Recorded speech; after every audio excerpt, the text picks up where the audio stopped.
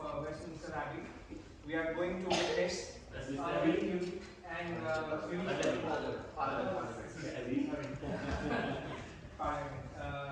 going to witness a very unique presentation of some key messages of Bhagavad Gita through a skit that has been prepared by an incident described in the Bhagavad Gita. So the first mortal being who heard the sermon of the Lord Krishna in the battlefield of Kurukshetra was Arjuna. And that sermon is what we all know as Bhagavad Gita. But there was one more person who heard this directly from Lord Krishna, and that fortunate individual was Sanjay. He was the charioteer of the king Dhritrastra of Hastinapur, and he was blessed by Maharishi Vedas with the vision of past, present, and future. So the scene is set in the palace of Hastinapur, where blind king Dhritrastra is anxiously waiting the tidings of the meeting day of war.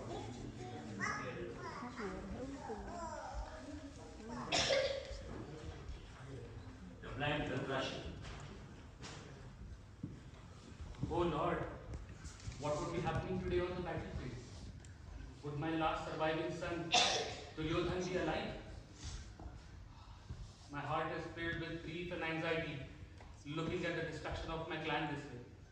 How has it come to this? How has it come to this? My king. Sanjay. Tell me, Sanjay, what happened to you? What happened? Is my son still alive? Are any of his friends, any of his allies alive? What about the dirty Pandavas? My king, I regret to inform you that Prince Duryodhana has been mortally injured in the battlefield, and he is counting his last breath whilst Pandavas are celebrating their victory.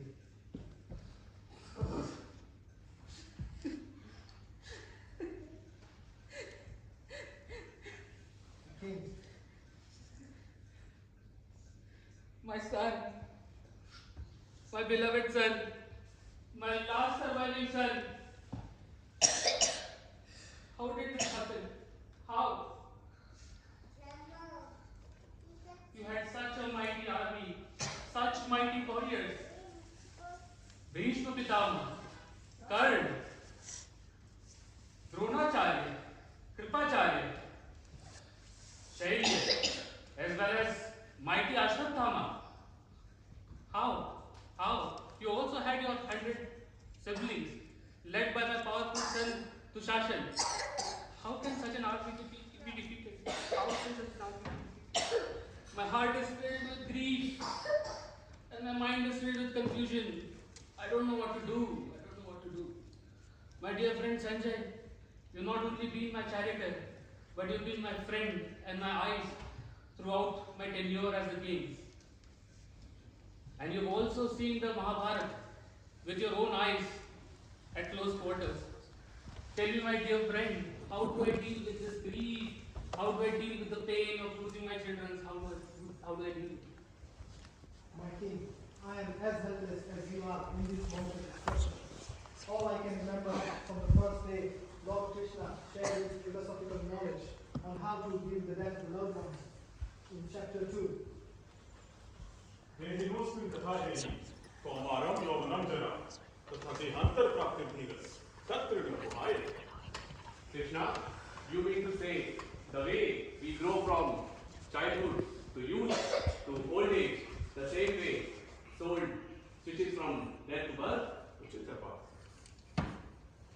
Thus the Lord answered, the one with a steady mind can deal with the grief better. Perhaps the Lord is right. The soul cannot be destroyed. This body is just a piece of cloth that needs to be left at the end of one life. Hence, we must not lament the death of your dear loved ones, but pray for their better afterlife. But said so, how can such a tragedy befall me? I am a blind man with no family, no sons to take care of me now. Even the kingdom that I built with my blood and soul is lost. How do I deal with such a great grief? my dear friend, how do I believe in such a brief? My king, if I recall correctly, Lord Krishna answered this Arjun's query regarding how to face challenges on the battlefield in chapter 2. हे पार्थ, सुखेषु अनुविक्रमणः, सुखेषु विगतस्पृहः, वितराग भय क्रोधः, स्थितिर्मूल्यम् उच्यते. Keshav, you mean to say one who is not disturbed in threefold miseries, elated during happiness, and free from attachment, fear, and anger is the real sage of steady mind. उचित बात. Thus the Lord answered, one who controls the desire can have peace. My dear friend, this is also right. We are always stuck with the joys of success and the despairs of failure. If we strike a balance and have a steady mind, maybe we will have a better life. You are right. But said so, how can one find peace? My king, the Lord answered in chapter 2 regarding keeping the steady mind, keeping the peace, and have peace. हे पांडुपुत्र, अपूर्यमनम् अचल प्रतिष्ठम्, समुद्र अपार प्रविशान्ति यादवत्, तद्वत् काम यं प्रविशान्ति सर्वे, या संतिम् अपनोति न कामताम्.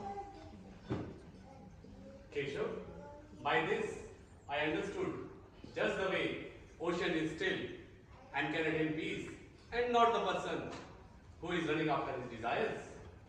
उचित बात. Thus the Lord answered, one with a steady mind can attain peace for certainty.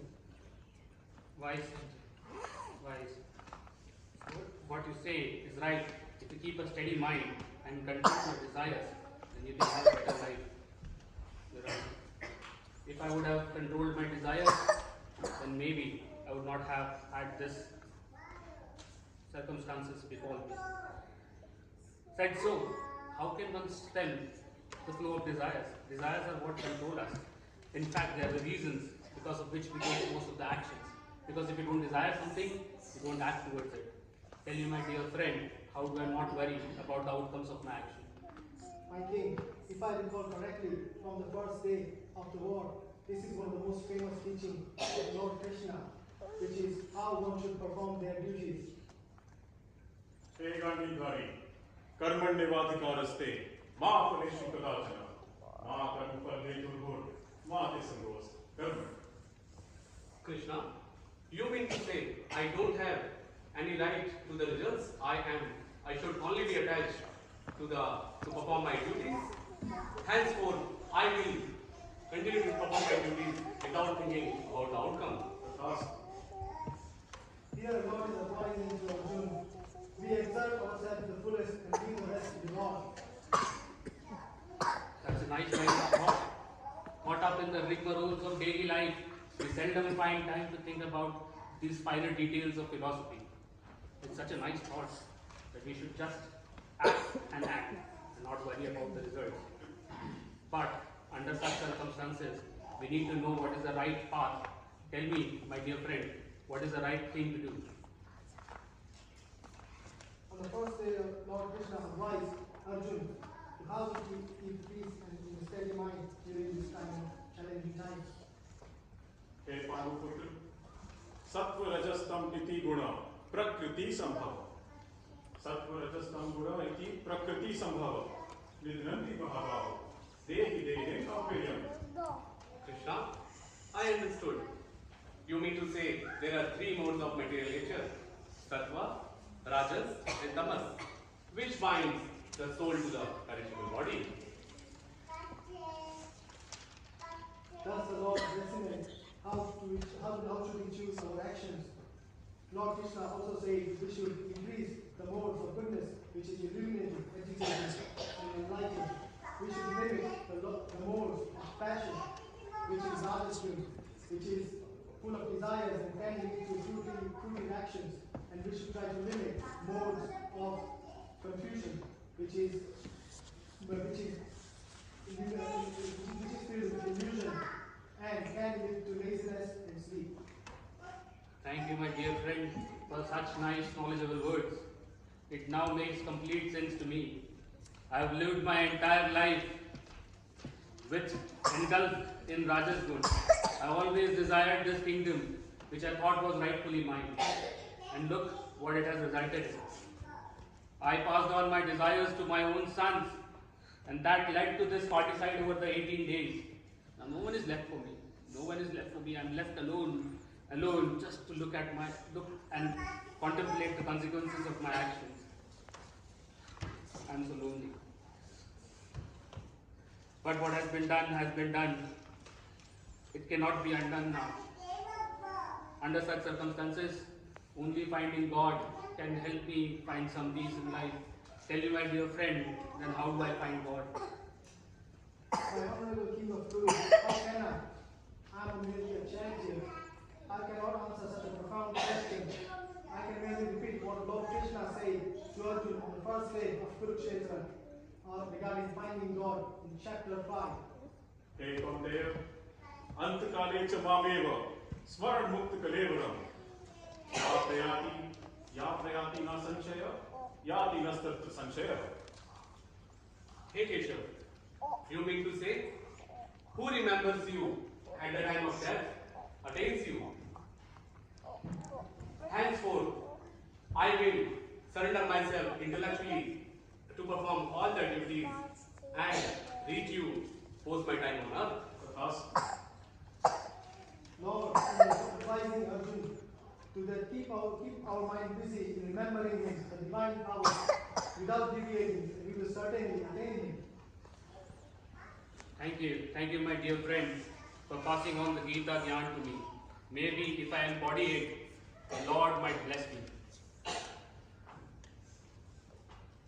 My king, Lord Krishna is at the door, is seeking an audience with you. Oh, how wonderful. All my prayers have been answered. Please usher him with all due respect. Lord Krishna, please.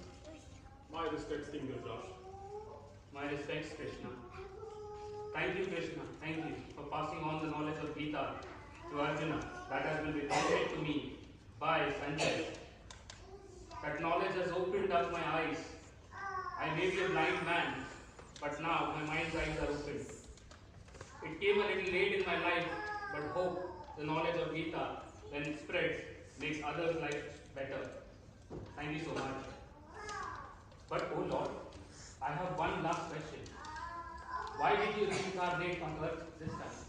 O King of the Gurus, those who understand my true nature know the secret. Whenever there is a decline of virtues on earth, and even where there is something ahead, I descend in order to restore the balance. At the beginning of the first stage, I incarnated as Matsya the fish and Kurma the tortoise to assist in the development of mankind. As Vara the boar and nursing the man lion, I slew the evil Virani brothers who were terrorizing people on earth. As Vaman the dwarf, I restored the kingdom to India. And as the warrior sage Parshuram, I slew the evil Kshatriyas, not once or twice, but whole 21 times. In the Treta Yuga, I took my most famous incarnation, that of Lord Ram, the son of Dasharath, wherein I slew the evil king Ravan and established a righteous regime on earth. And this time, in Dwapar Yuga, I have incarnated in order to spread the message of peace and love and share the divine wisdom. Yada yada hi dharmasya glane bhavati bharata abhyuthanam dharmasya tadatmanam sujamyaham paritranaya sadhunam vinashaya cha dushkam dharma sastha napthaya sambhavami yuge yuge.